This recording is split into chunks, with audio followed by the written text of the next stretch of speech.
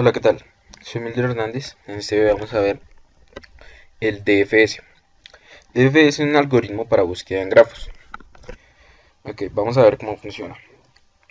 DFS o búsqueda en profundidad es un algoritmo que se expande sobre un grafo. Por ejemplo, aquí vamos a tener este grafo para el ejemplo y lo va haciendo en profundidad. Es decir, a medida que yo me expando, a medida que yo avanzo a un nodo vecino, ahora con el que voy a trabajar es con este nuevo vecino y voy a hacer exactamente lo mismo. Busco un vecino de este y luego un vecino de este y así. Y me voy expandiendo en esa manera. Entonces, por ejemplo, si tenemos este nodo 9, ok, vamos más bien a ver cómo es cómo corre el algoritmo junto con el pseudocódigo. Okay, empezamos al 9, vamos al 0, vamos al 1, lo que les decía, vamos expandiendo de vecino en vecino, al 2, luego al 3, probablemente sí, al 3, 4, y así, el algoritmo va funcionando de modo que se va expandiendo cada vez al primer nodo que vea disponible para expandir.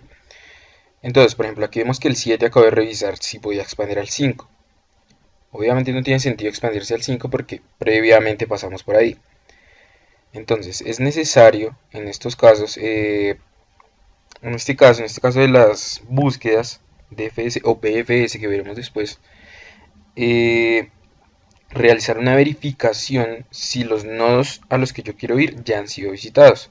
Esto simplemente se hace con un arreglo de visitados, en este caso lo llaman visited, y para poder garantizar que no me vaya a un nodo que haya sido visitado, porque si hacemos eso, si se hace eso, probablemente esto se quede, el DFS se quede en un bucle infinito, yendo a nodos que han sido previamente visitados.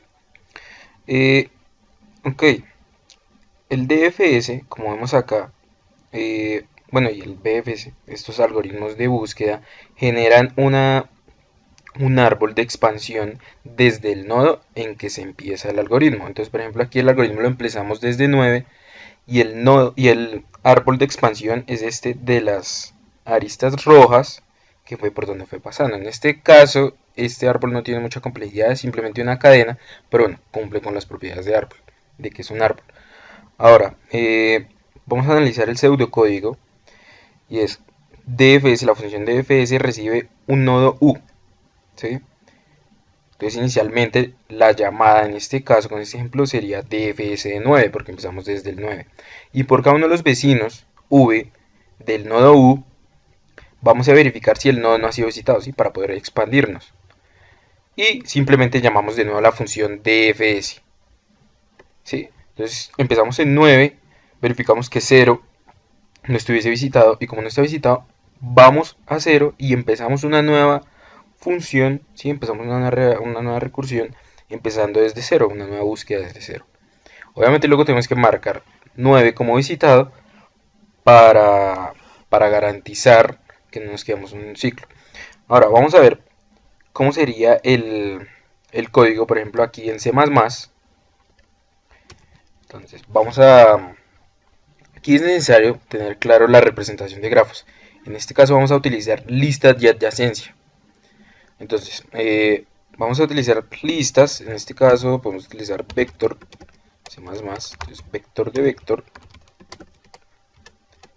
de enteros para representar el número del nodo G. Tendremos que tener un arreglo de bool indicando si los nodos han sido visitados. Obviamente inicialmente esto todo debería estar en falso porque no han sido visitados. Con un tamaño predefinido o lo podemos hacer incluso con una lista, una misma lista, vector de enteros, visited. Y vamos a realizar la función DFS que recibe el nodo U. Inicialmente tenemos que marcar, cuando empecemos la función tenemos que marcar que ha sido visitado este nodo. True. Aquí en vez de int mejor ponemos bool para ahorrar un poco de memoria. Listo. Y ahora, exactamente como dice en el pseudocódigo, vamos a recorrer cada uno de los vecinos. Con una lista de adyacencia tenemos que recorrer en el tamaño del nodo U, perdón. Entonces el nodo V será lo que está en la lista de adyacencia, en la lista de vecinos del nodo U, en la posición I. Este es el vecino V. Y vamos a hacer la verificación. Si no visited de V. Ok. Entonces podemos expandirnos. DFS de V.